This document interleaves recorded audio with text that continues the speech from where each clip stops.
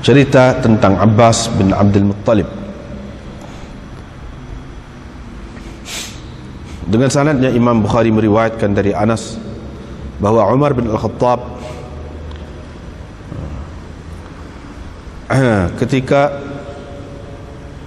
mengalami musim kemarau, ketika masyarakat mengalami musim kemarau, beliau meminta hujan dengan perantaraan Abbas bin Abdul Muttalib.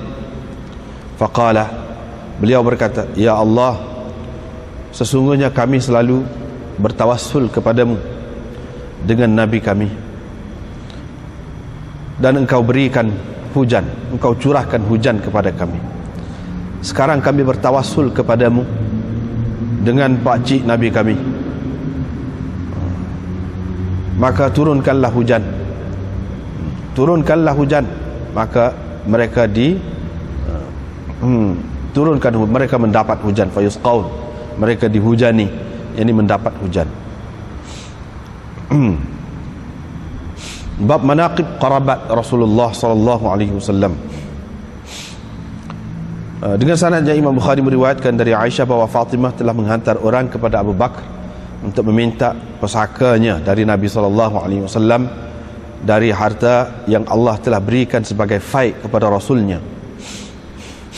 Dia meminta sedekah Nabi SAW yang terdapat di Madinah dan di Fadak, dan yang masih berbaki dari khumus ataupun 1/5 harta rampasan perang di Khaybar. Abu Bakar pun berkata, sesungguhnya Rasulullah SAW telah bersabda, kami tidak diwarisi, apa yang kami tinggal menjadi sedekah. Keluarga Muhammad hanya dapat makan dari harta ini, yakni harta Allah. Mereka tidak mendapat lebih daripada untuk makan. Sesungguhnya demi Allah, saya tidak akan menukarkan apa-apa dari sedekah Nabi SAW yang telah biasa berlaku ataupun diberikan semasa Nabi SAW.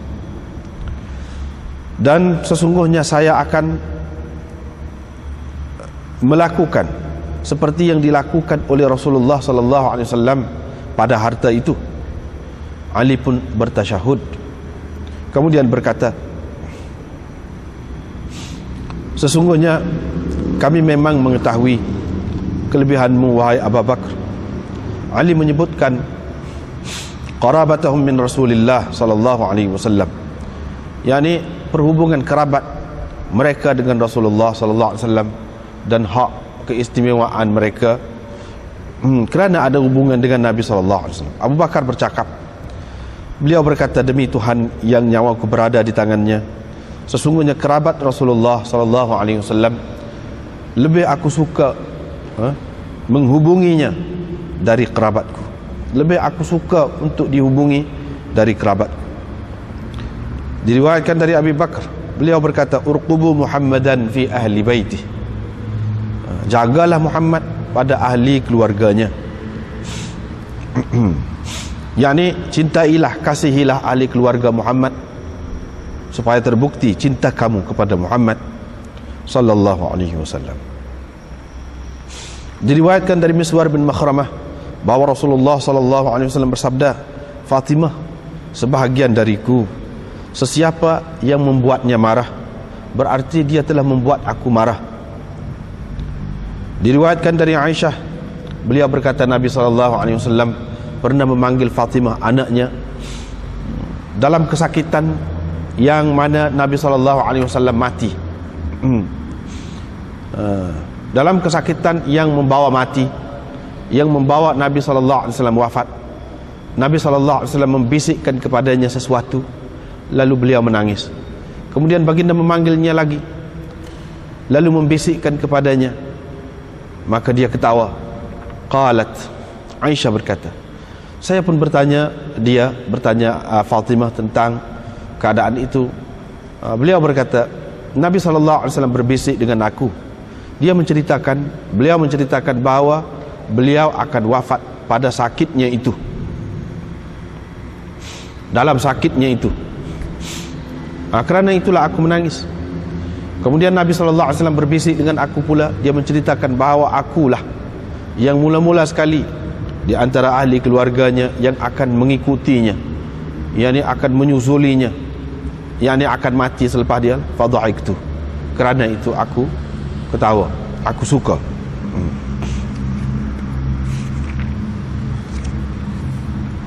Manaqib, yakni kelebihan ataupun keutamaan Zubair bin Al-Awwam.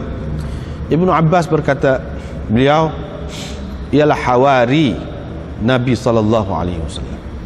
Dinamakan golongan hawariyun dengan nama itu, dengan gelaran itu, kerana putihnya pakaian mereka. Dengan sanadnya Imam Bukhari meriwayatkan dari Marwan bin Al-Hakam, beliau berkata, ketika Uthman mengalami pendarahan hidung yang kuat pada tahun wabak pendarahan hidung, hatta habasahu 'anil hajj, sehingga beliau tidak dapat pergi mengerjakan haji.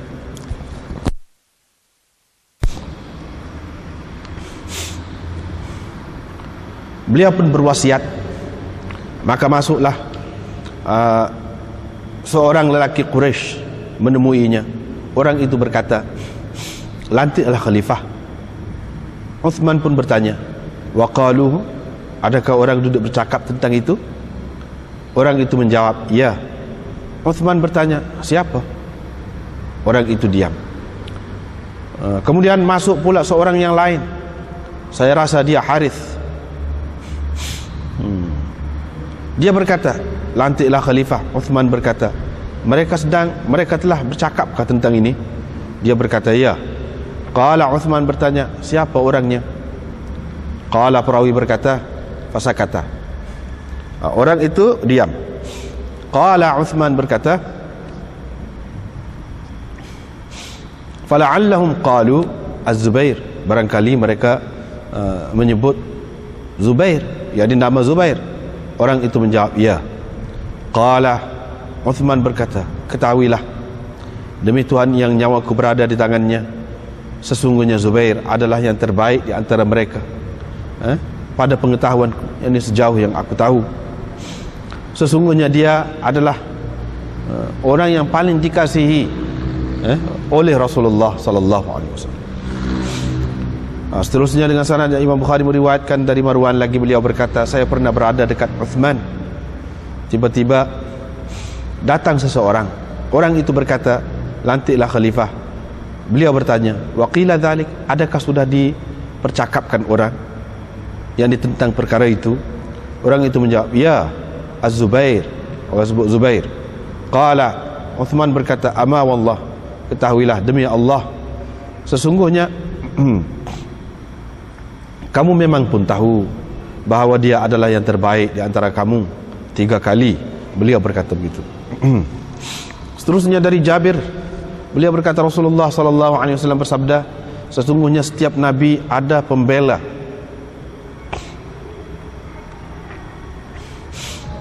Dan pembelaku ialah Zubair. Diriwayatkan dari Abdullah bin Az-Zubair, beliau berkata, pernah pada saya pada hari Ahzab, yakni peperangan Ahzab itu, saya pada hari peperangan Ahzab dengan Umar bin Salamah telah ditugaskan menjaga ataupun berada di kalangan orang-orang perempuan.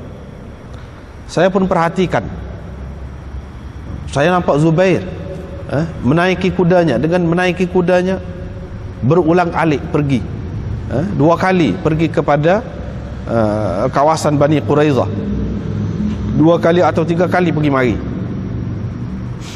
Bila saya pulang, saya berkata, ayah, saya nampak ayah pergi mari berulang alik. Zubair pun kata, kamu nampak ke aku, wahai anakku? Saya berkata, ya, saya nampak. Dia pun berkata, Rasulullah sallallahu alaihi wasallam telah bersabda,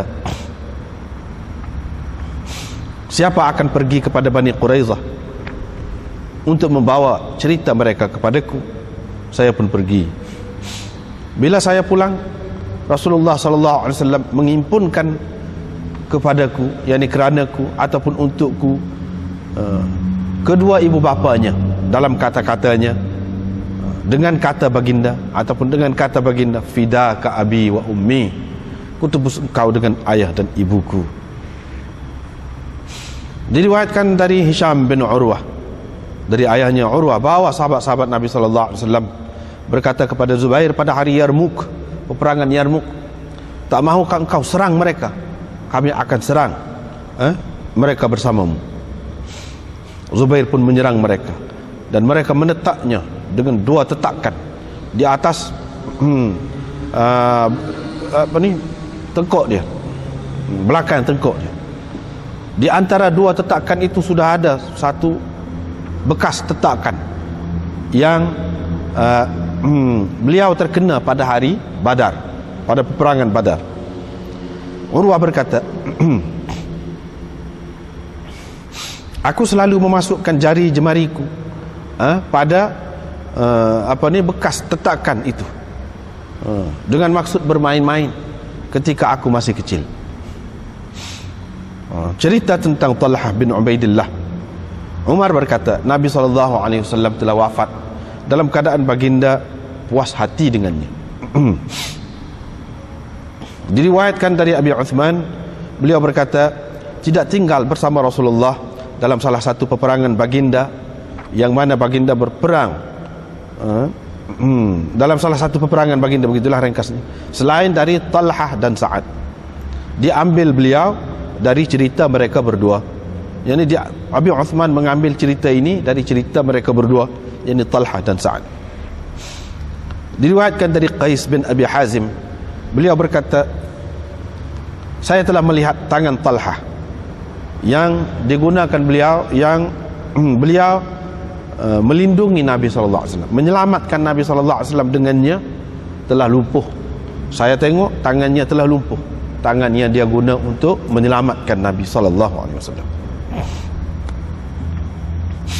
Kelebihan Sa'ad bin Abi Waqqas Az-Zuhri, Banu Zuhrah, ialah termasuk keluarga sebelah ibu lah Nabi SAW.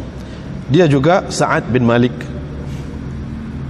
Dengan sanad yang Imam Bukhari meriwayatkan dari Sa'id bin Musayyab, beliau berkata, saya pernah mendengar Sa'ad berkata, Rasulullah Nabi SAW telah menghimpunkan untukku kedua ibu bapanya pada hari Uhud. Yani Nabi SAW berkata, fidaka abi wa ummi. Diriwayatkan dari Amir bin Sa'ad dari ayahnya, beliau berkata, saya masih lagi nampak saya salah seorang dari 3 orang yang memeluk agama Islam di peringkat awal.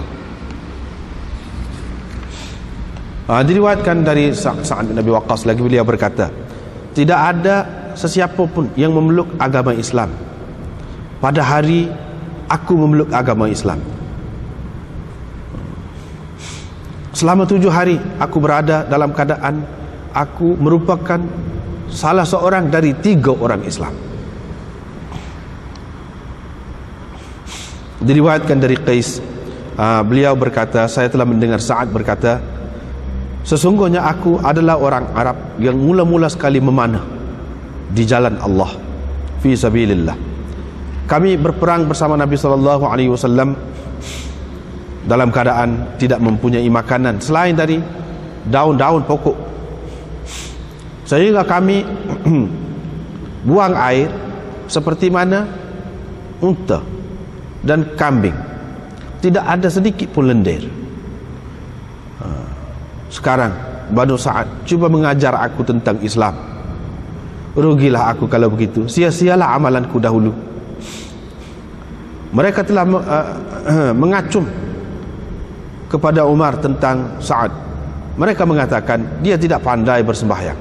Abu Abdullah berkata, thuluthul Islam, maksudnya dia berkata, ana thalithu thalathah, aku yang ketiga dari 3 orang bersama Nabi SAW. Ini bab cerita tentang menantu Nabi SAW. Di antara mereka ialah Abul As bin Ar-Rabi'. Diriwayatkan dari Miswar bin Makhramah, beliau berkata, Ali pernah meminang anak perempuan Abu Jahal. Fatimah mendapat tahu tentang pinangan itu, Beliau pun pergi kepada Rasulullah sallallahu alaihi wasallam lalu berkata, kaummu mendakwa bahawa engkau tidak pernah marah, engkau tak marah kerana membela anak-anak perempuanmu. Ini Ali nak berkahwin dengan anak Abu Jahal. Rasulullah sallallahu alaihi wasallam pun bangkit. Saya dengar baginda ketika bertasyahud, ini asyhadu an la ilaha illallah, begitulah. Baginda berkata amma ba'du, selepas itu berkata amma ba'du, sesungguhnya aku telah kawinkan Abul As bin Ar-Rabi'. Dia mencerita kepadaku dan benar dalam ceritanya, Fatimah adalah sebahagian dariku dan aku takut dia akan menyakitinya. Demi Allah, anak perempuan Rasulullah tidak dapat berhimpun bersama dengan anak perempuan musuh Allah pada seseorang. Ali pun meninggalkan pinangan itu, mana tak jadi meneruskan pinangan itu. Seterusnya dengan sanad satu lagi riwayat dari Miswar juga, beliau berkata, saya telah mendengar Nabi SAW menyebut tentang seorang menantunya dari Bani Abdi Syams. Baginda memuji perhubungan menantunya itu dengan baik sekali. Baginda puji dengan sungguh-sungguhlah menantu dia tu dalam perhubungannya. Qala, baginda berkata, dia telah bercerita kepadaku dan benar dalam ceritanya itu. Dia telah berjanji denganku, dia telah menyempurnakan janjinya kepadaku. Kita tengok dulu.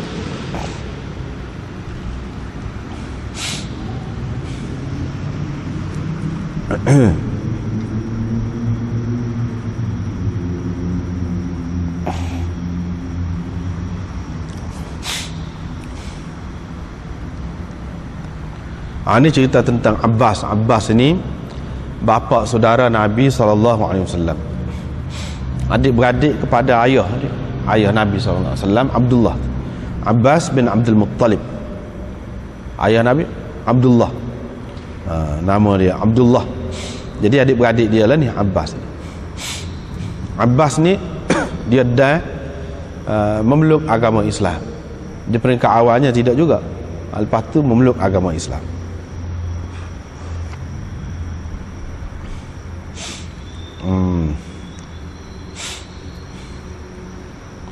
Abbas ni kita sudah tengok dah cerita dia dulu kan, ada banyak dah cerita dia. Di antaranya hak dia minta harta tu dengan Nabi SAW suruh letak atas belakang dia. Nabi SAW kata ambil sendiri. Dia ambil tak tahu. Akhir sekali tercecer, dia ambil sekat mana boleh harta rampasan. Nabi SAW pun tengok siapa dia, hilang dari pandangan Nabi SAW. Mana di suatu ketika orangnya begitu kita kata kebendaan, walaupun setelah masuk Islam masih lagi sifat tu gitu.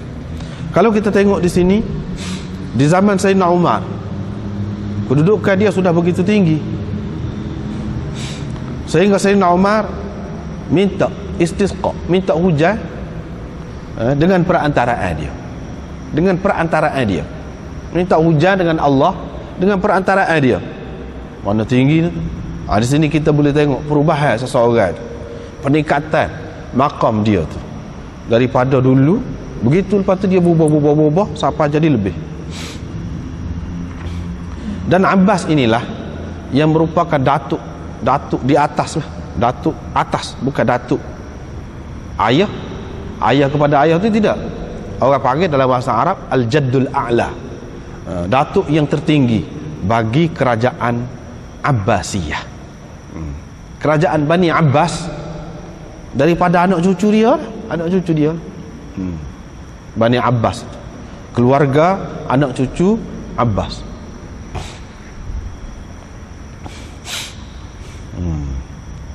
Abbasiyah, kerajaan Abbasiyah tu nisbah kepada dia, dikaitkan dengan nama dia Abbas.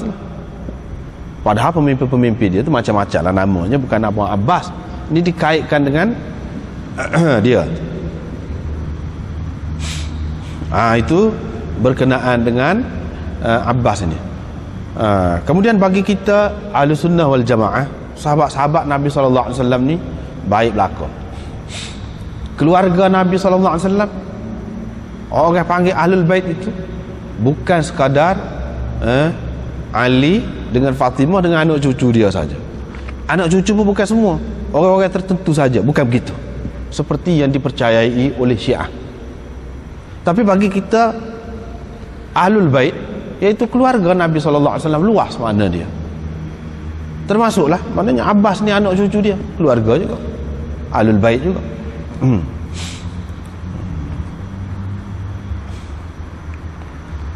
Dan dalam sejarahnya orang Syiah ni dia mengharapkan benar naiknya kerajaan Bani Abbas ni, ataupun kerajaan, orang panggil kerajaan Abbasiyah.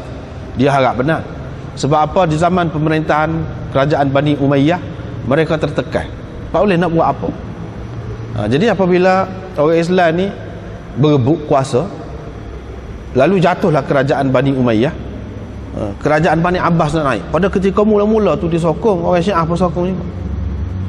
Dia harap dengan naiknya kerajaan Bani Abbas ni akan dapat kemudahan, kelonggaran, kesenangan, banyaklah mudah sekiranya nak bergerak. Dan mereka akan bersimpati dengan pokok dia. Rupa-rupanya apabila naik, demo tu pun tidak juga, tidak ikut era pokok dia, lebih kurang dengan kerajaan dulu juga. Dengan sebab itulah mereka marah juga pada kerajaan Abbasiyah ni. Bahkan dia tuduh Abbas ni dalam kitab-kitab Syiah, dia kata orang tua nyayuk. Abbas ni orang tua nyayuk. Tapi bagi kita tidak gitu. Habis cerita Abbas tu, sekarang ni kita masuk kepada cerita riwayat ni. Ini salah satu masalah, orang panggil masalah tawassul. Masalah tawassul yang setengah-setengah orang keliru tentang tawassul ini. Salah satu dalil yang terkuatlah dalam bab tawassul ini, hak ni. Jadi orang anggap, kebanyakan orang anggap ini jadi keliru, jadi tidak murni akidah, tauhid ni.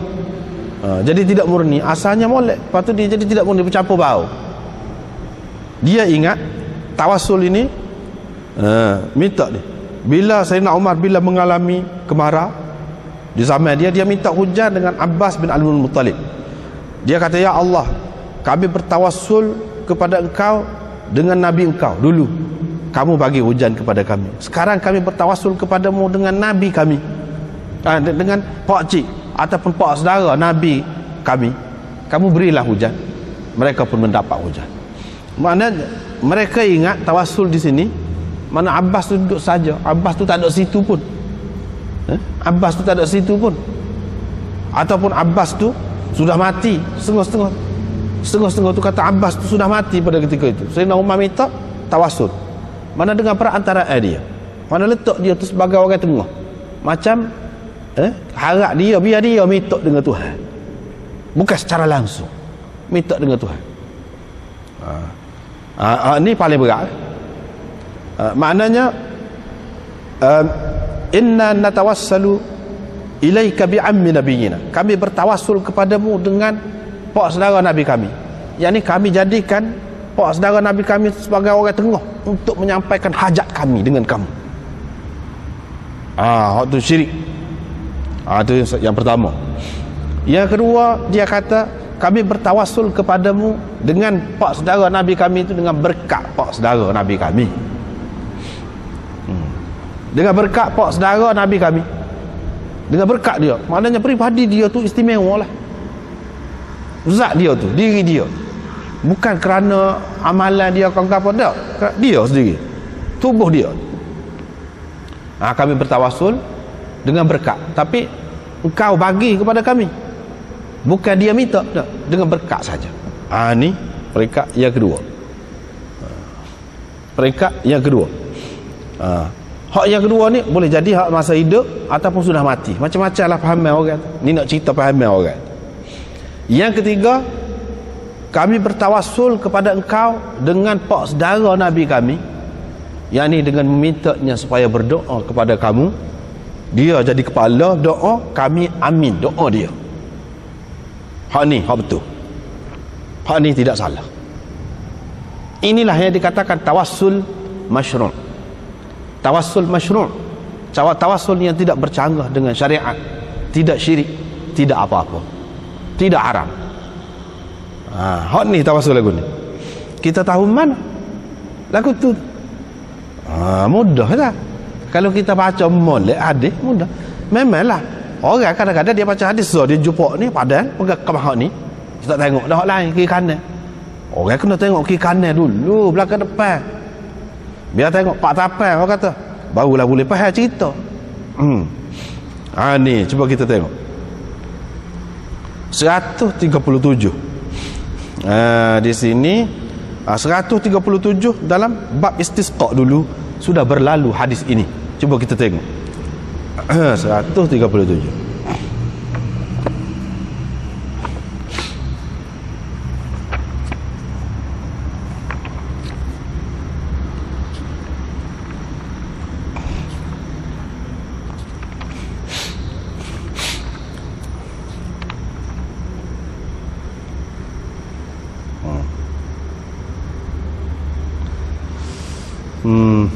Riwayat itu juga Umar bin Al-Khattab seperti tadi juga istasqa bil Abbas bin Abdul Muttalib radhiyallahu anhu faqala Allahumma inna kunna natawassalu ilaika bi nabiyyina.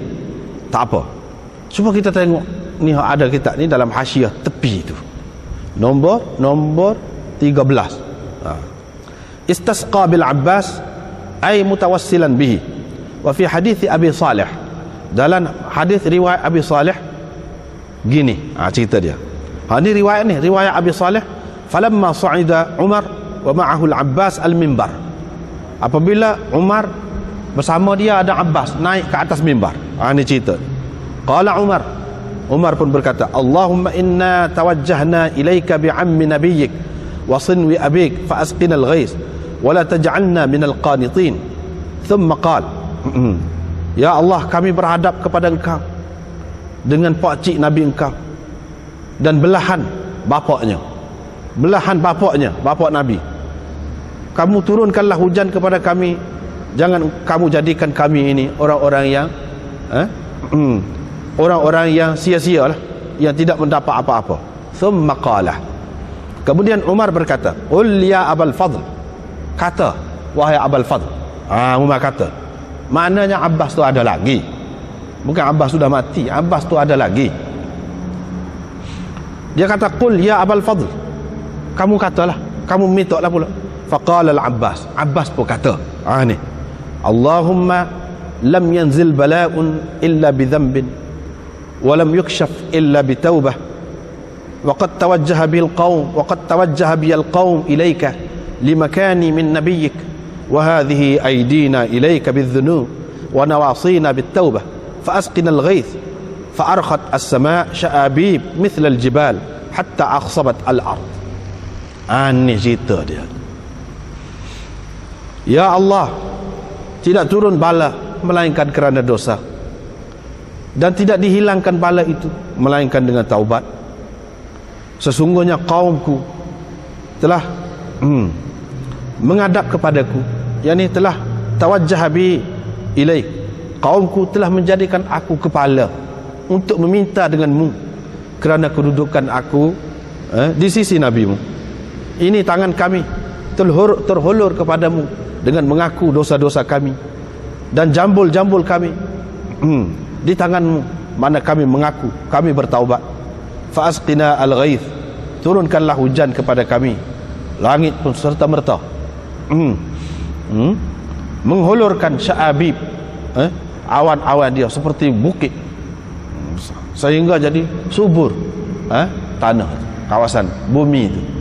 Sini menunjukkan bahawa yang dimaksudkan dengan tawassul di sini bukan minta dengan dia, ruh dia ke, tubuh dia ke, biar dia tu minta dengan Allah. Dia tak tahu mana, tidak. Minta ni kita minta biar dia doa. Lepas tu orang lain amin, amin. Itulah tawassul. Hak ni cerita ni. Tapi orang-orang yang faham tawassul, dia kata tak. Ni tawassul mana boleh tawassul dengan Abbas. Maknanya tak payah ada dia, tak apa kita sebut nama dia, ya Allah dengan berkat Abbas. Yang ni kami bertawassul, minta hampir dengan engkau, biar engkau terima kerana dia, kerana kedudukan dia. Hak tu tak boleh. Tak boleh. Tetapi dalam masyarakat ni bukan tempat kita saja, mana-mana pun kerana keliru hak ni lah, keliru hak ni. Dia kata hak tu tawassulnya. Orang yang menentang hak tu Wahabi selalu. Kata Wahabi selalu. Padahalnya sebab kita tengok sana dalam kitab cuba belek molek. Tak ada gapo. Minta suruh orang doa, dia jadi kepala, biasa. Ini orang panggil tawassul fi'li. Tawassul fi'li. Tawassul dalam bentuk perbuatan, kita minta dia, biar dia minta. Biar dia minta. Asal lagi hak orang kelirunya. Sebelum situ, mana kita nak cerita di sini, Sayyidina Umar kata, dulu kami bertawassul kepadamu dengan Nabi. Mana kalau kami nak apa-apa, kami minta biar Nabi doa lah. Kami amin, Nabi doa. Kan peristiwa hujan, tidakkah sahabat tu bangun, dia kata kita ni kemarau, mati habis binatang gapo ni, doalah kepada Tuhan. Nabi SAW pun doa. Itulah tawassul. Semasa hayat dia, bila Nabi SAW mati, tak ada pula kata duduk doa, tawassul kepada engkau dengan Nabi engkau. Tak ada.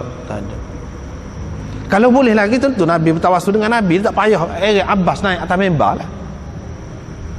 Tetapi puak-puak ni dia kata kalau tawassul dengan orang mati pun tak boleh, Wahabi. Padahal tak ada ni, jelas sini. Kalau boleh tawassul dengan Nabi, tentu saya nak buat tawassul, tak payah Abbas naik atas mimbar lah. Jelas ke tu riwayat yang sahih, jelas. Maknanya tak ada dah tawassul dengan apa ni, orang-orang yang sudah mati itu tak ada. Sebab tawassul dengan cara lagu tu boleh membawa kepada syirik. Dekat benar tu, silap sikit jadi syirik lalu. Silap sikit jadi syirik lalu. Sebab dengan orang kafir, dia pun tidak kata tok pekong dia tu segala-galanya. Cuma ataupun padri-padri dia tu segala-galanya, tidak. Boleh menjadikan langit bumi, tidak. Cuma dia ni orang dekat dengan Tuhan. Kalau melalui dia tu pun Tuhan terima. Kalau kita sebut dia dengan zat dia tu, dengan diri dia tu, kedudukan dia tu, begitu. Kepercayaan yang seperti itu ada pada orang kafir dah lah, syirik dah lah kalau lagu tu. Hak ni pun dekat-dekat boleh jadi. Dengan sebab itulah Imam Muhammad bin Abdul Wahhab, pada ketika dia bangkit, banyak benar berlaku kekeliruan dalam masalah tawassul ni. Dia tentang, dia tujuan dia nak suruh murni supaya kita tidak duduk di tara tu, silap sikit muka orang jahil ramah, jatuh dalam syirik. Sedangkan ini makna dia lagu lain. Satu lagi tawassul masyru', iaitu tawassul bil a'malis salihah, dengan amal soleh. Tawassul dengan amal soleh, kita boleh sebut amalan kita dengan Allah SWT. Dulu berapa kali dah jumpa hadis orang terperangkap dalam gua tu. Waktu kata, kalau aku ni buat betul-betul kerana engkau, bukalah sikit. Dengan amalan soleh aku buat gini-gini, kamu bukalah. Itu tawassul dengan amal soleh. Boleh kita sebut. Kepada Allah kita buat gini-gini, Tuhan saja yang tahu, orang lain tak tahu. Kita minta dengan dia. Itu tawassul dengan amal soleh. Boleh juga, tak apa tu. Amal kita sendiri, amalan kita sendiri. Atau tawassul hak sani, di sini ni makna minta doa, minta dia berdoa. Biasalah tu. Sekarang ni pun boleh. Tak salah kalau kita minta seseorang tu minta doa untuk kita. Banyak dalam hadis-hadis banyak. Itulah yang dikatakan tawassul. Setengah orang dia kata tawassul ni, dia ayat ya ayyuhallazina amanu taqullaha wabtaghu ilaihil wasilah. Carilah wasilah. Wasilah ni maknanya perantaraan untuk sampai kepada Allah. Perantaraan lagu mana? Kalau perantaraan sepatut pekong tu, jadi kafir dah lah kalau lagu tu. Bukan makna carilah jalan untuk rapat kepada Allah. Jalan apa? Cuba tengoklah kita tafsir. Jalan tu doa dengan ibadat. Itulah jalan untuk mendekatkan diri kepada Allah. Itulah yang dipanggil wasilah, tawassul. Bukan tawassul ni maknanya letak seseorang tu sebagai orang tengah. Kalau lagu tu sebab dengan orang kafir, dia kata ma na'buduhum illa liyuqarribuna ila Allahi zulfa. Kami tidak sembah dia, tak ada lain melainkan supaya dia dekatkan kita dengan Tuhan. Kita ni jauh daripada Tuhan. Kita ni jauh daripada Tuhan. Sebab tu kita minta dia jadi orang tengah. Itu jadi seorang kafir lah kalau lagu tu. Apa bezanya? Adapun kita orang Islam dia ajar ud'uni astajib lakum. Kamu minta dengan aku akan bagi. Dia tak ada kata kamu orang lah mana-mana, tak ada.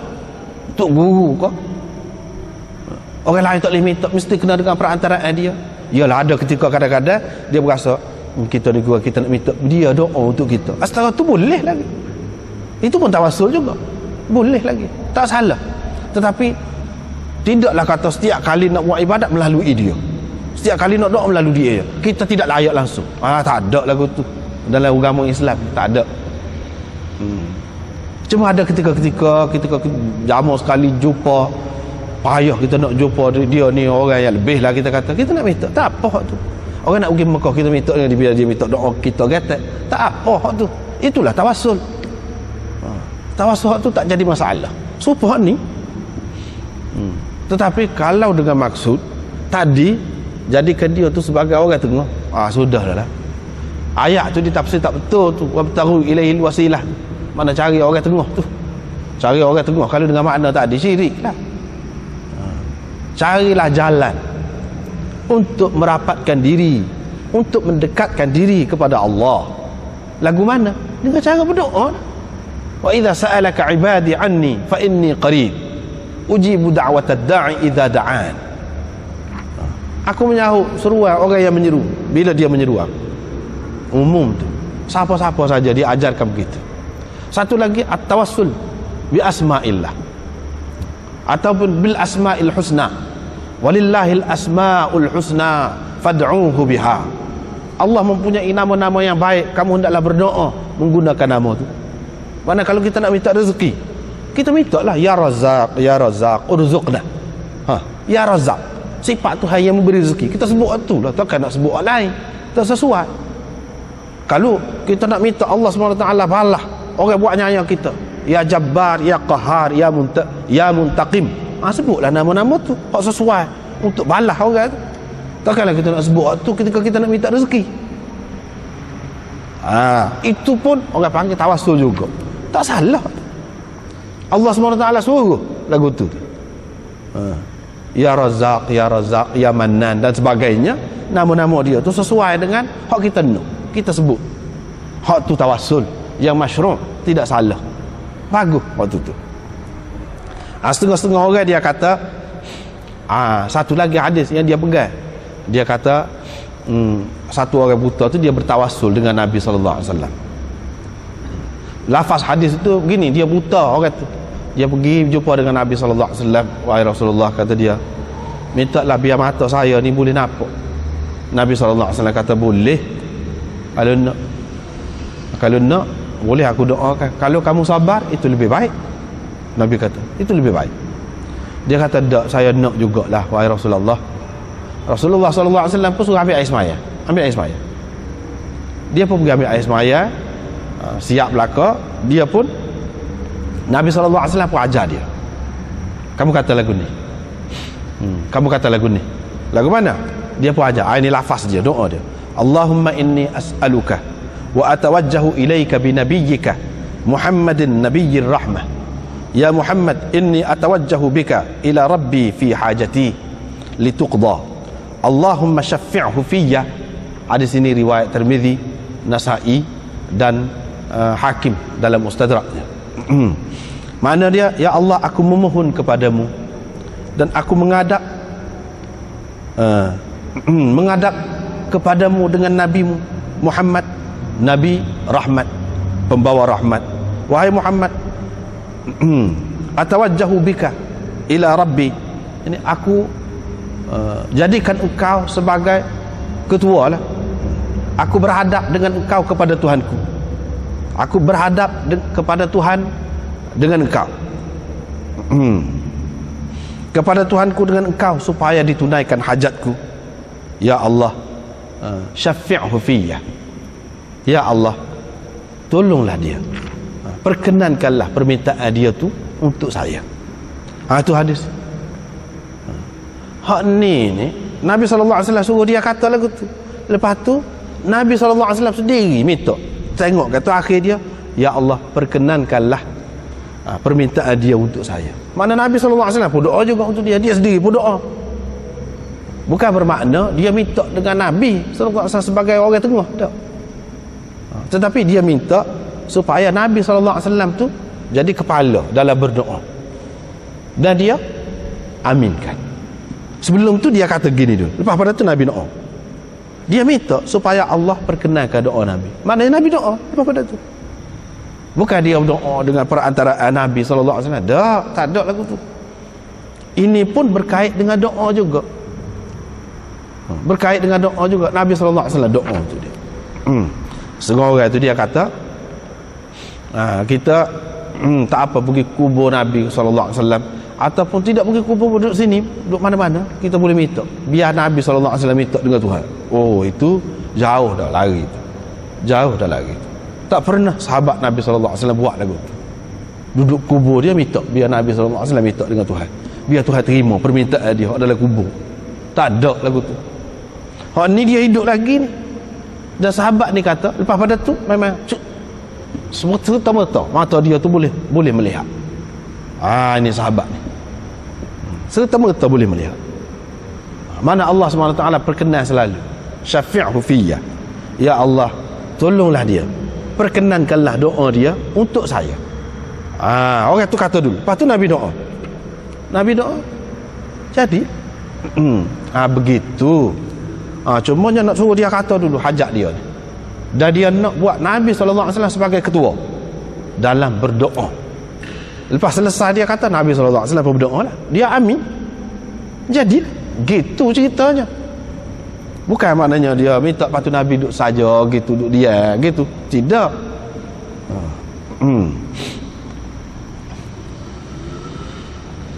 Kalau sekadar tu memang ada dalam hadis, tidak salah. Hak ni tak ada siapa dia nafi ni.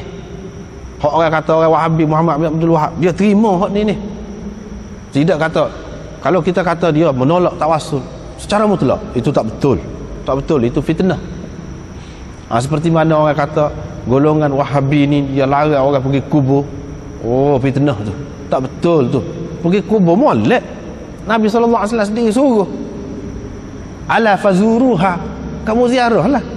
Ziarah kubur tu suku. Tu. Itu fitnah. Supaya juga orang kata Wahabi ni dia menolak tawassul tu.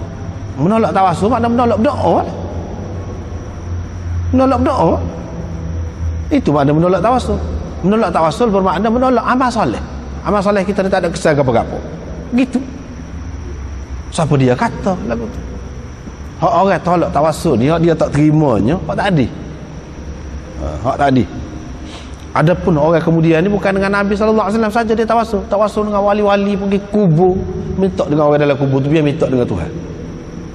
Duduk tafakur situ, ada apa saja. Lepas tu minta biar dia minta dengan Tuhan. Itu sudah jadi syirik. Bukan tawassul yang masyru', tawassul yang haram. Haram lah tu. Baiklah, habislah situ. Sebenarnya perbincangan tentang tawassul ni panjang. Cuma secara ringkas, nak winapok secara ringkas, gitulah cerita. Tidak ada kena-mengena di sini. Maknanya Abbas duduk cokoh, duduk saja minta dengan berkat dia ke, kerana kelebihan dia di sisi Allah SWT ke? Tidak. Dia doa. Dia berdoa. Sayyidina Umar kata dulu, kami nak menghadap kepada engkau ni dengan buat ketua kepada pak cik Nabi kami ni. Maknanya nak suruh dia jadi syekh doa lah, begitu. Bukan dia duduk senyap, dia tak kata gapo. Orang lain minta dengan berkat dia ni, ataupun dengan dia, biar dia minta dengan Tuhan. Dia tak doa. Bukan lagu tu.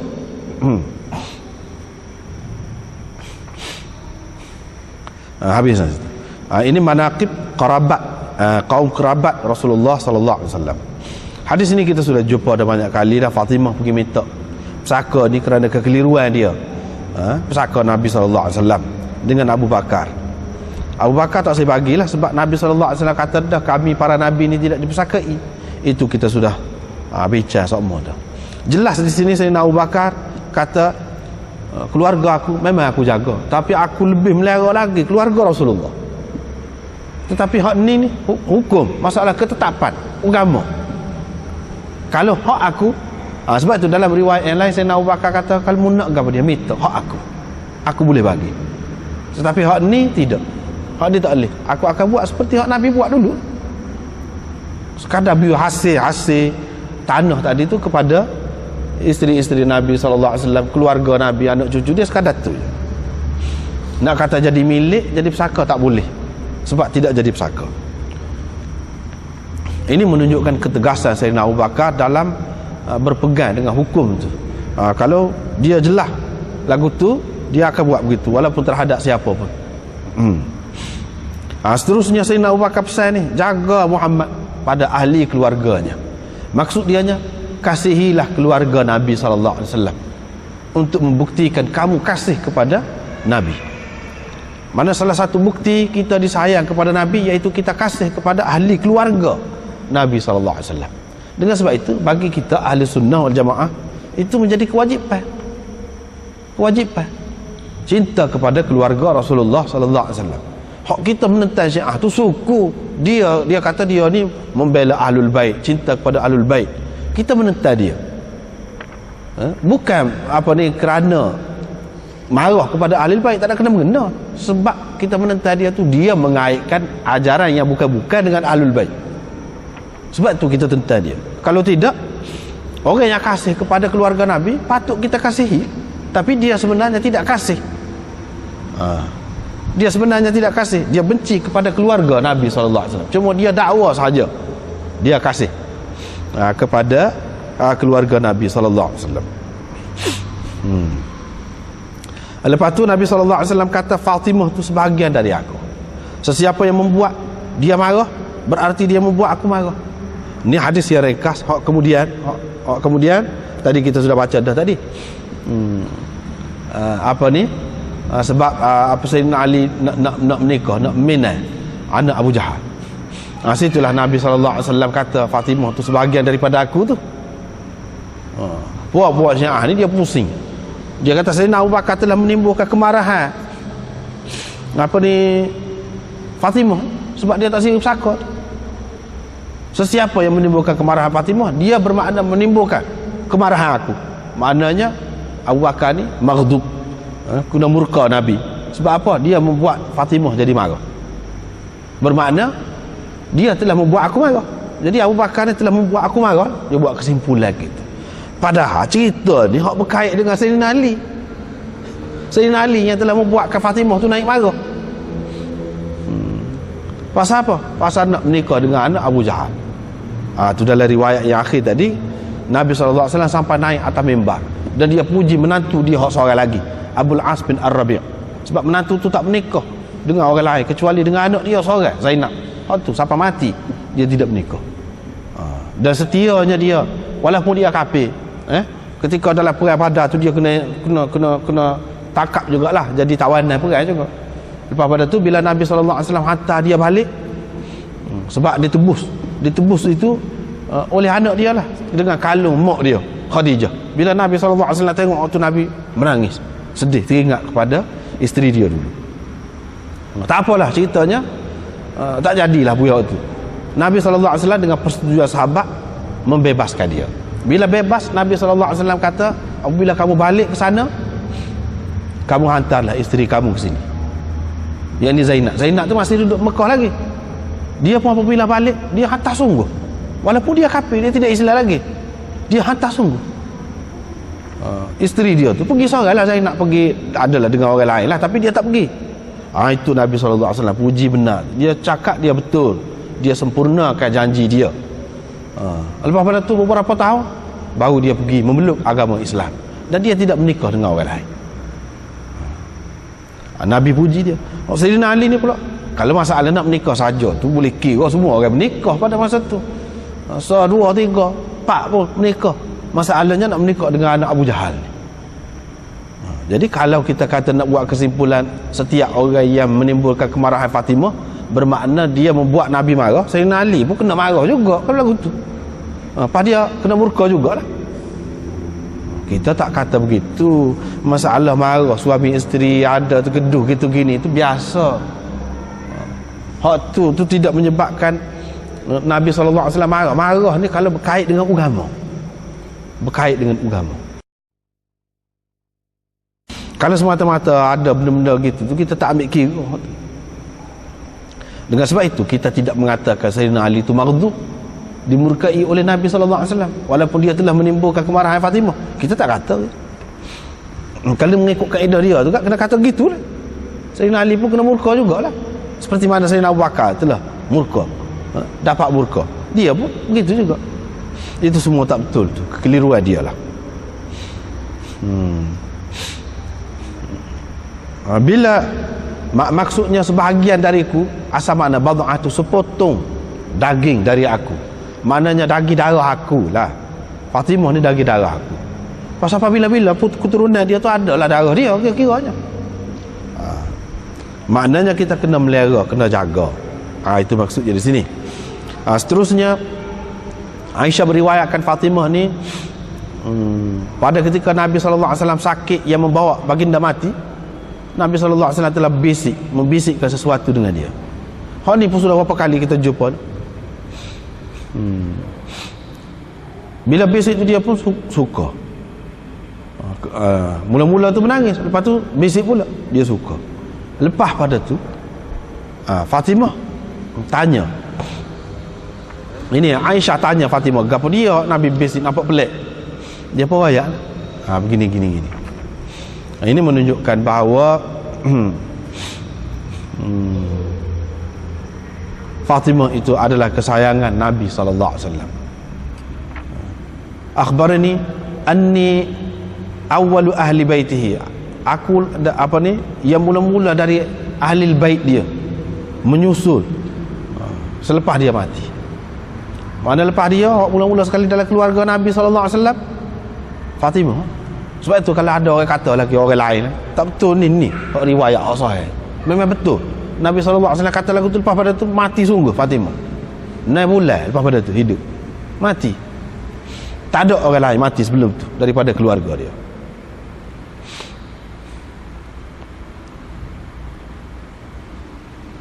Kemudian manaqib Zubair bin Al-Awwam. Manaqib Zubair bin Al-Awwam, Ibnu Abbas kata Zubair ni hawari, pembela Nabi SAW. Pembela Nabi ni, kalau nak kira bela belaka, sahabat-sahabat tu sanggup mati belaka. Tapi apa yang sebut gini, ada peristiwa dia. Ada peristiwa dia. Iaitu pada hari Ahzab, dalam riwayat bawah ni pun ada, Nabi SAW kata, siapa dia nak jadi pengintip kepadaku, pergi mengintip puak-puak kafir, buat mari cerita dia. Apa cerita dia? Dia buat agak apa? Bukan senang nak pergi mengintip ni, tak kena gaya mati. Zubair kata, 2-3 kali Nabi SAW tanya gitu, dia jawab, saya. Maknanya dia mendedahkan diri dia lah, kalau nak kira, kepada ancaman maut, boleh mati tu.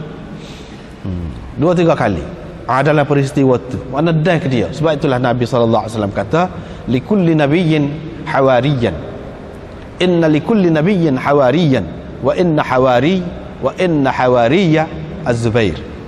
Setiap Nabi itu ada pembela yang sanggup mati kerananya, dan pembelaku ialah Zubair, hak sanggup mati kerana aku. Jadi dalam peristiwa ni, dan bukan dalam peristiwa tu saja dia sanggup matinya, sampai kemudian pun kita tengok dalam cerita akan datang. Puak-puak Hawari ni asalnya sahabat-sahabat kepada Nabi Isa, itu orang panggil. Wa qala al-hawariyuna nahnu ansarullah. Puak-puak Hawariyun berkata, kami adalah pembela agama Allah. Yang ni sahabat-sahabat Nabi Isa. Sahabat-sahabat Nabi Isa tu setengah ulama mengatakan, apa dia panggil Hawari? Sebab pakaian dia tu putih. Setengah pula mengatakan, sebab apa puak-puak dia ni orang panggil puak-puak Hawari? Sebab puak-puak dia ni puak-puak tukar dobi, yang menyebabkan putih, bersih kain orang. Puak-puak dia. Seterusnya Imam Bukhari meriwayatkan dari Hisham bin Urwah dari ayahnya, kata dia, akhbarani Marwan bin Al-Hakam.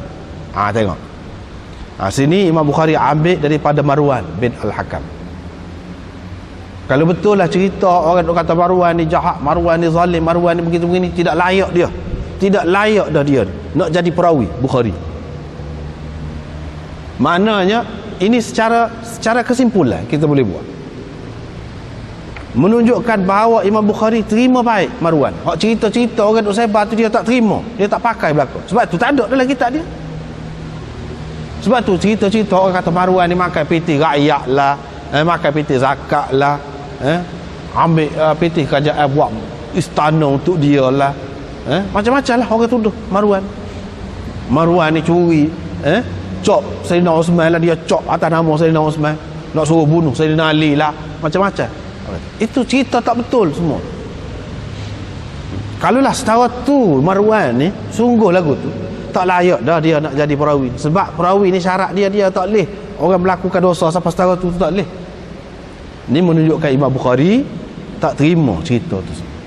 Dan Marwan ini salah seorang khalifah yang baik, yang mana tinggi kedudukannya, termasuk dalam syarat Imam Bukhari. Perawi Imam Bukhari dia kena tinggi kedudukan dia. Imam Bukhari tak ambil main-main. Marwan ni dia ambil bumbu dalam kitab dia. Sebab tu musuh-musuh ni, pokok sejarah ni marah benar kepada Bukhari. Dia kata ada pula ambil Marwan. Entahlah, Marwan ni dah molek, apa tak ambil? Marwan ni orang molek, apa tak ambil? Tetapi nak ceritanya, masyarakat kita ni begitu terpengaruh dengan sejarah ni, kesan sejarah yang tersebar dalam masyarakat kita ni duk masuk dalam sukatan sejarah selama mana. Kesannya apa? Jarang orang nama Marwan. Cuba tanya nama Husain selama mana? Ramah. Cuba tengok dalam senarai apa-apa. Nama Hasan, nama Ali ramah. Tak jadi masalah tu bagi kita. Bubuh gila. Muka orang molek belaka. Tapi apa yang Marwan tu tak ada? Sikit kalau ada apa-apa. Jawabnya kerana semua kita ni terpengaruh dengan sejarah tu dah. Secara senyap-senyap kita berasa ada kesan dia. Itulah kesan dia. Tak berani nak bubuh. Berasa pelik, berasa pasal tadi lah ada dalam kepala, duk melekat dalam kepala. Duk mengaji belakang Marwan ni tak boleh. Lagu tu.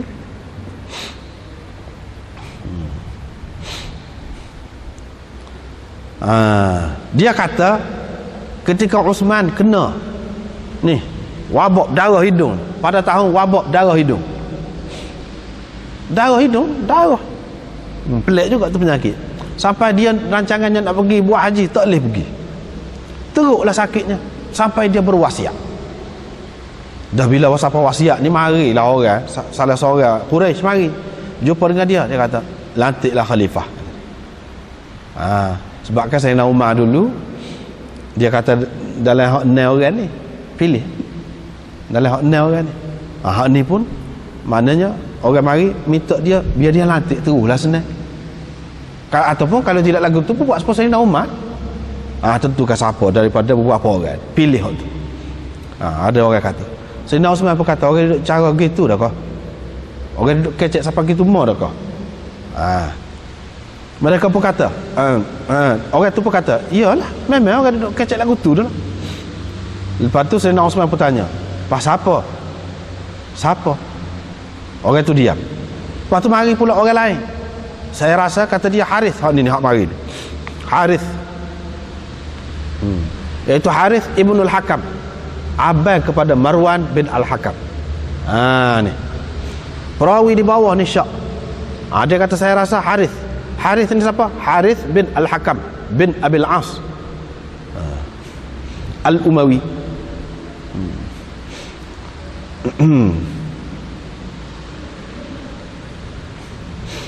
Dia ni Harith ni hidup sampai ke zaman Sayyidina Muawiyah. Zaman pemerintahan Sayyidina Muawiyah sampai ke situ dia hidup. Harith ni. Dan semasa Sayyidina Uthman dikepung oleh pemberontak-pemberontak, dia antara yang mengawal Sayyidina Uthman. Harith ni. Dia kata apa? Kamu lantiklah khalifah. Uthman kata, orang duduk kecek lagu tu dah kah? Dia kata iyalah. Uthman pun kata siapa? Dia pun diam. Uthman pun kata barangkali orang duduk kacau Zubair, kau orang sebut tu. Dia kata iya. Zubair lah dia sebut.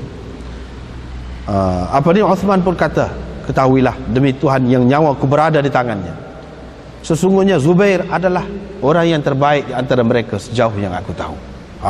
Tapi dia tidak latih, cuma dia kata Zubair adalah yang terbaik di antara mereka sejauh yang aku tahu.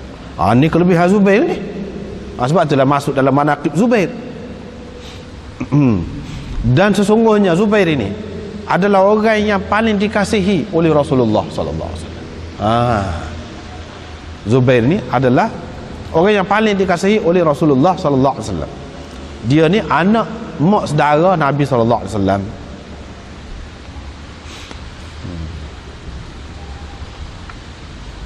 Satu lagi riwayat seperti itu juga, Marwan kata, aku duduk dekat Uthman, tiba-tiba mari satu orang. Dia pun kata, kamu lantiklah khalifah. Dia kata, sudah orang bercakap sampai begitu ke? Orang itu kata, ya. Zubair, yang ni orang itu sebut Zubair. Dia pun kata, Uthman pun kata, demi Allah, sesungguhnya kamu memang pun tahu bahawa dia adalah yang terbaik di antara kamu. 3 kali Sayyidina Uthman kata lagi, dia yang terbaik di antara kamu, dia yang terbaik di antara kamu. Kamu memang tahu pun. Dia tidak lantik, cuma dia kata gitu. Kok mana-mana pun ini menunjukkan Zubair bin Awam ni seorang yang tinggi kedudukannya di kalangan sahabat-sahabat sendiri. Dan dia sebut di sini Nabi SAW paling kasih kepada dia.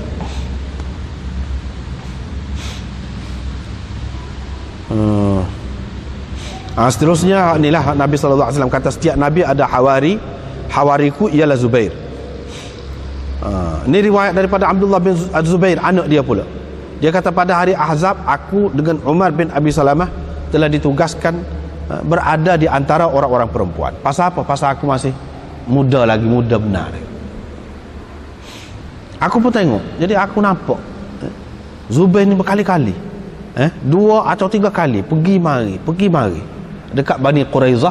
Bani Quraizah ni puak-puak Yahudi lah, puak-puak Yahudi yang ada di sekitar Madinah. Jadi Nabi SAW minta dia ni pergi mengintip.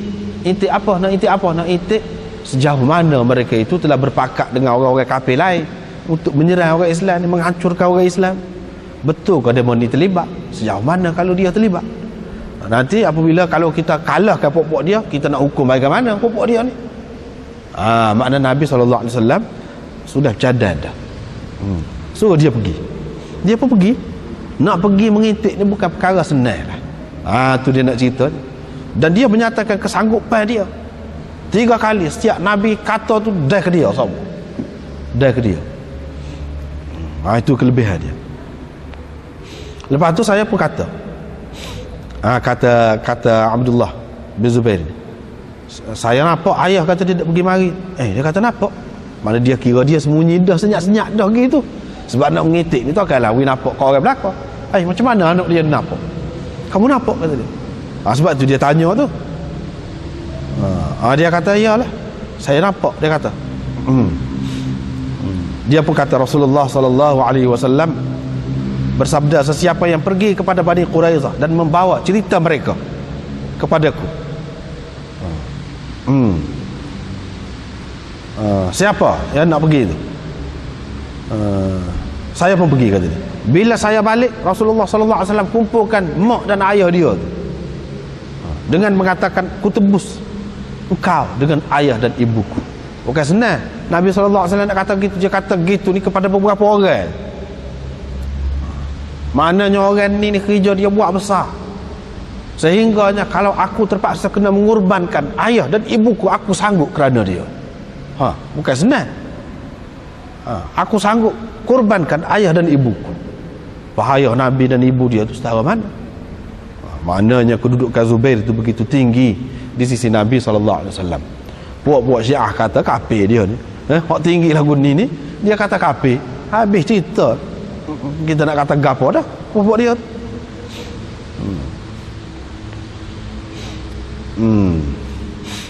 Ini pula cerita daripada Urwah bin Az-Zubair, bahawa sahabat-sahabat Nabi kata kepada Zubair pada hari Yarmuk. Hari Yarmuk ni,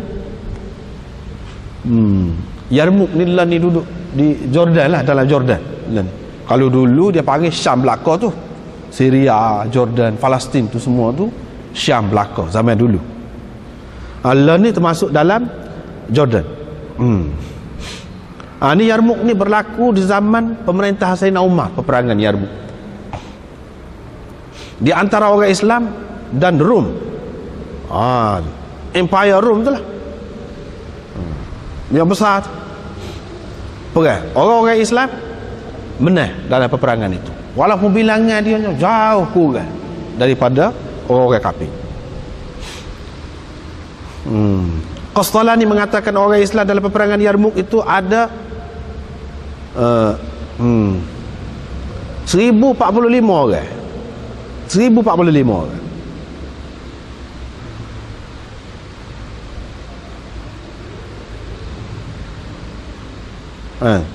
Bukan waqila 36 alfan, 36,000 tidak ni, 45,000 bukan 1,500 dah, 45,000. Setengah ulama mengatakan 36,000. Begitu di sini sebut. Orang Rom pula 700,000. 700,000. Hak ni kalau kita ambil paling tinggi lah 45,000 nak lawan dengan 700,000. Memanglah kalau kita pergi kan ke Yarmuk tu, kita pergi ke Mu'tah, lemah tengok. Siapa kelah ni tu? Negeri tu lagu tu lah, dengan bukit-bukitnya je lah. Macam mana dia pergi boleh sampai dengan bentengnya yang besar-besar tinggi? Macam mana dia boleh kuasai itu? Memang pelik, memang luar biasa dia buat. Lepas tu tak ramai pula tu. Mereka telah membunuh orang-orang Rom 100.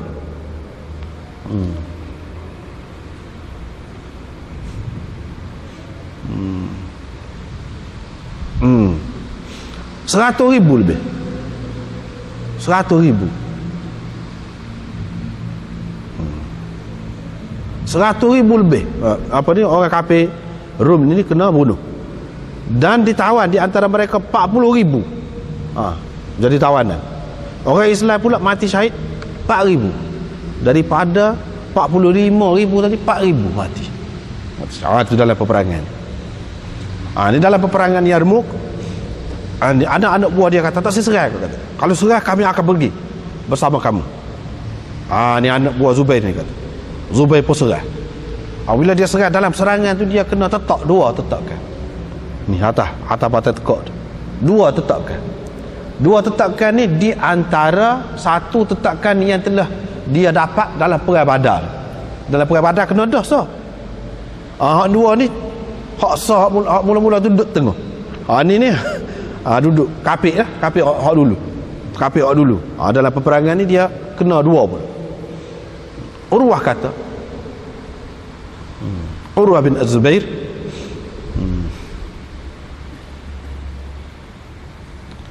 dia kata pada masa aku kecil-kecil dulu, aku rajin buat main, kata dia. Bubuh tak? Maknanya dalam lah. Paruk dia tu pun boleh muat lagi tangan, jari budak. Bubuh jari 2-3 jari dalam tu. Pasal apa? Pasal lekuk lah, bekas kena tetak tu. Makna dalam. Pada masa budak-budak dulu aku duduk main, kata dia.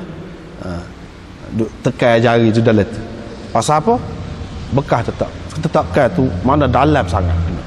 Tapi tak mati. Tak mati.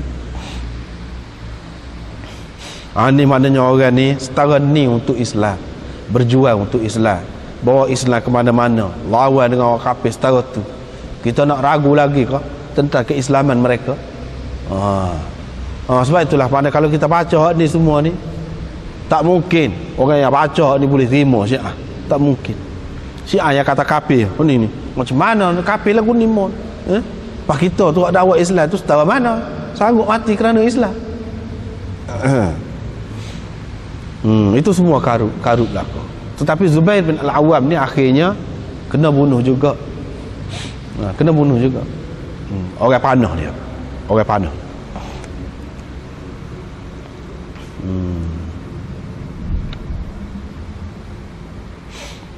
Orang panah dia. Matilah dia.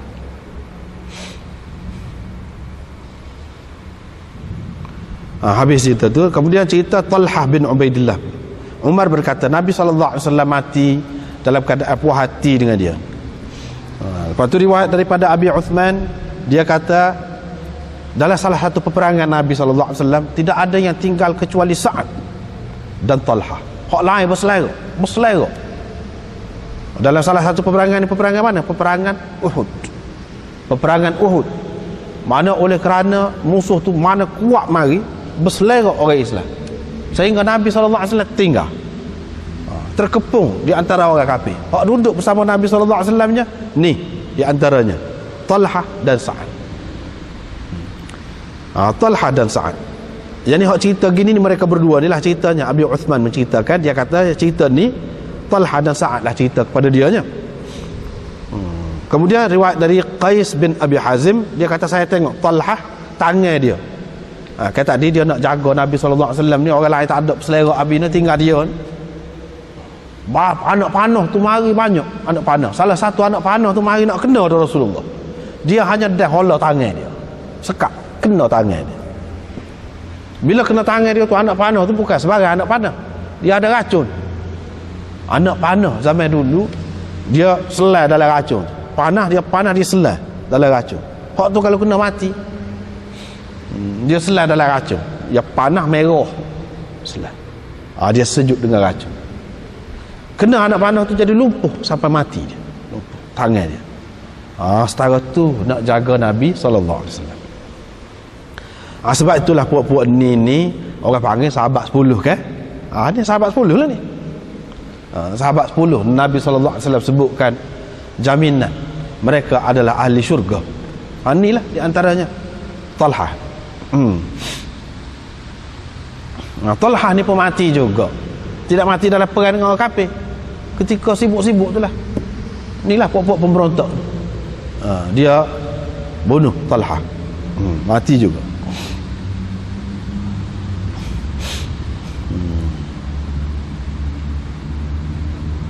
Kita nampak jelas tu macam mana orang kafir dia tak boleh nak lawan dengan orang Islam secara depan gini, perang atas nama kafir. Dia masuk ke dalam Islam pura-pura. Situ dia buat pura-peranda. Dia memperandakan masyarakat, menimbulkan kekacauan dalam masyarakat. Akhirnya sahabat-sahabat ni mati. Kenapa? Kerana puak ni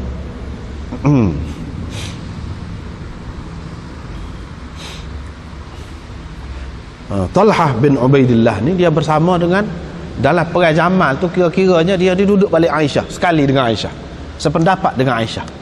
Begitu juga Zubair. Puak-puak balik Sayyidina Ali ni bukan puak-puak Sayyidina Ali. Sayyidina Ali tidak suruh, tetapi orang-orang yang mendakwa membela dia adalah orang-orang yang mahu menimbulkan kekacauan dalam masyarakat. Puak-puak dia ni sebenarnya puak-puak munafik. Ramai daripada puak-puak dia, ia terlibat dalam pembunuhan Sayyidina Uthman dulu. Sebab itulah Sayyidatina Aisyah, Talha dan Zubair ini nak suruh bunuh puak-puak ni. Puak-puak ni dia berselindung di sebalik Sayyidina Ali ni. Dia berselindung di sebalik dia ni pengikut Sayyidina Ali. Situ asas cerita aja. Bila begitu, demon ni bahaya ni Talha. Kalau puak-puak kita kena bunuh lah. Baik kita pergi, lepas sore-sore kita bunuh, kita panah lah. Tu ceritanya. Sahabat-sahabat ni mati. Sebab apa? Sebab mereka nak suruh bunuh orang-orang yang bunuh Sayyidina Uthman, nak menuntut dengan Sayyidina Ali supaya bunuh. Puak-puak dia susah hati. Sebab itu dia bertindak dulu lagi, panah. Puak-puak ni. Kemudian Sa'ad, kelebihan Sa'ad bin Abi Waqqas, Banu Zuhrah. Dia ni Az-Zuhri, yani dari Bani Zuhrah. Bani Zuhrah ni yani keluarga balik mak Nabi SAW. Sa'ad bin Malik pun dia juga. Hak tulah lah. Riwayat dari Sa'id bin Musayyab, dia berkata, saya mendengar Sa'ad berkata, Nabi SAW telah menghimpunkan untukku kedua ibu bapanya pada hari Uhud. Nabi SAW kata, irmi Sa'ad fidaka abi wa ummi. Panah Sa'ad, ku tebus engkau dengan ayah dan ibuku. Tadi Zubair dia kata, ini Sa'ad. Maknanya jaga-jaga sorang dia sebut, ku tebus engkau dengan ayah dan ibuku. Ini Sa'ad, Nabi SAW suruh panah.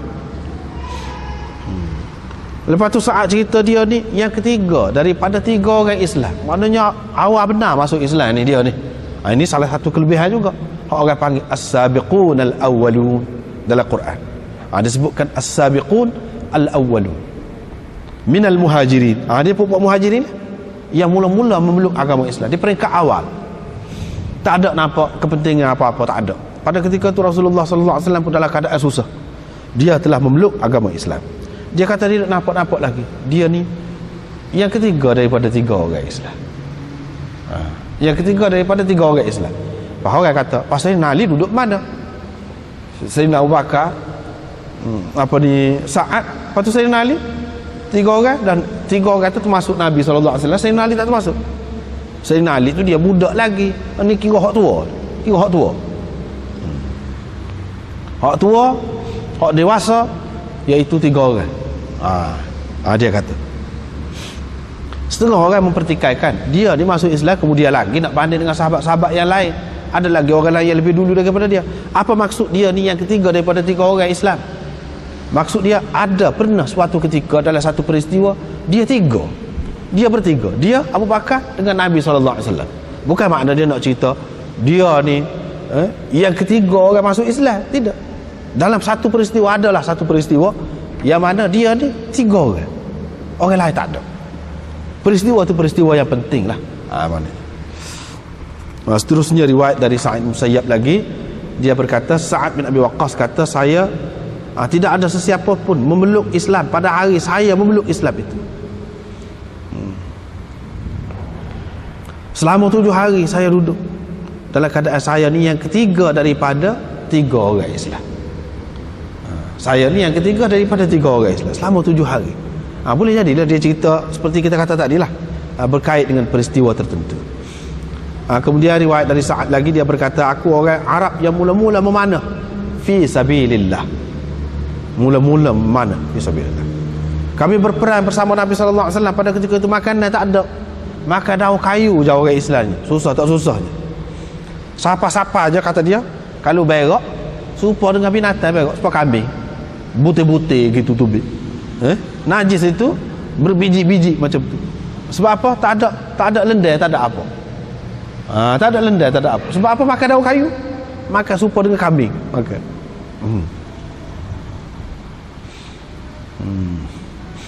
Lepas tu hari ni kata dia, puak-puak Banu Asad ni nak mengajar aku Islam pula, kata dia. Rugilah kata dia, aku sia-sialah kata dia. Amalan aku dulu, rugilah aku. Ni masa dia jadi gubernur di Kufah. Puak-puak Kufah ni pergi mengacung kepada Sayyidina Umar, kata dia tak panas maya ke apa. Sayyidina Umar tak percaya. Walau bagaimanapun dia panggil juga. Dia panggil, apa cerita ni orang duduk kecek gini ni? Yang sebenarnya seperti yang kita sudah maklum dah, cerita orang-orang Kufah ni lagu mana. Dia duk kata tak panas maya. Tak panas maya orang yang mula-mula sekali Islam ni. Di antara hak mula-mula lah Islam, sampai dia kata aku ni yang ketiga daripada 3 orang. Tak panas maya. Nabi SAW sendirinya ajar. Rugi, sia-sia lah aku kalau tu. Maknanya dia ni saja yang dia buat cerita. Abu Abdullah yakni Imam Bukhari berkata, thuluthul Islam maksudnya 1/3 Islam.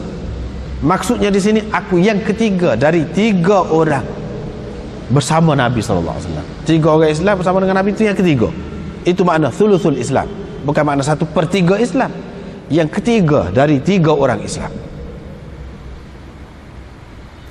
Kemudian cerita tentang menantu Nabi SAW, iaitu Abul As bin Ar-Rabi', iaitu suami kepada anak Nabi SAW yang bernama Zainab. Inilah Nabi SAW puji tadi. Nabi SAW tak ajar marah ke dia, kenal sangat pada dia. Walaupun dia dalam keadaan kafir pun, hubungan dia tu dia jaga baik dengan Nabi SAW. Dan dia tidak berkahwin dengan orang lain sampai bila-bila. Inilah cerita tadi tu. Fatimah pergi mengadu hal kepada Nabi SAW. Orang duduk kecek kata dia. Ayah ni tak ajar marah kerana membela anak-anak perempuan ayah. Orang duduk kecek gitu. Ni Ali nak menikah dengan anak Abu Jahal ni. Bila begitu Nabi SAW pun naik atas mimbar. Dia ucap dululah, asyhadu an la ilaha illallah wa asyhadu anna Muhammadan abduhu wa rasuluh dan sebagainya. Pada tu baru dia kata, amma ba'du, aku telah kahwinkan Abul As bin Ar-Rabi' dia bercerita, bercakap dengan aku, dan dia bercakap benar, membenarkan apa yang dicakapnya itu. Lalu lah tadi tu hadir ringkas, Fatimah sebahagian dari aku bimbang dia, yakni Ali, akan menyakiti dia, akan menyebabkan dia ni jadi sakit hati. Fatimah ni jadi sakit hati. Demi Allah, anak Rasulullah tak boleh duduk sekali jadi bini kepada satu orang, duduk sekali dengan anak kepada musuh Allah. Lepas pada Ali dengar begitu, dia tak ada lah situ, dia dengar orang cerita, tak jadilah lah, tak jadi. Dan selagi Fatimah ni ada, dia tak menikah. Lepas pada tu tak nikah. Lepas pada Fatimah wafat, barulah Sayyidina Ali menikah dengan isteri yang lain. Salah seorang isteri Ali selepas tunya anak kepada Abul As lah, Abul As bin Ar-Rabi' yang bernama Umamah. Itu kemudiannya menjadi isteri kepada Sayyidina Ali pula. Sebab Fatimah kena. Ini menunjukkan Fatimah bukan dia anti poligami semata-mata, bukan dia toksik. Kalau dia di poligami, dan Nabi sekali kita tengok di sini, dia sendiri menikah ramai, sahabat-sahabat lain menikah ramai, Sayyidina Ali tak bui. Apa tak bui? Nyayalah ke dia. Kalau lah dia tu seperti dalam cerita, buat Syiah ni kata dia ni kuat nafsu. Sampai Aimazi dia keluar semua. Dia kata pasal apa? Pasal tongkat Ali. Pasal tongkat Ali. Itulah cerita karutnya. Kalau nak kira jadi nyayalah kepada Sayyidina Ali itu tak boleh menikah.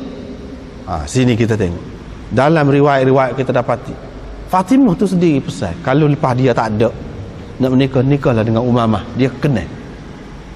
Maknanya Fatimah ni bukan cemburu, tak tu pasal, tidak. Dia tak bui dulu sebab nak menikah dengan anak Abu Jahal. Kecuali selepas Fatimah wafat baru dia menikah. Dan dia nikah pun hak Fatimah kena. Hak Fatimah kena. Hak Fatimah kena itu siapa? Anak Abul As lah. Anak Abul As bin Ar-Rabi'. Yang ni anak saudara dia. Begitulah ceritanya. Lepas tu lain-lain tu supaya tak adilah. Babu manaqibi Zaid bin Harithah. Wallahu a'lam.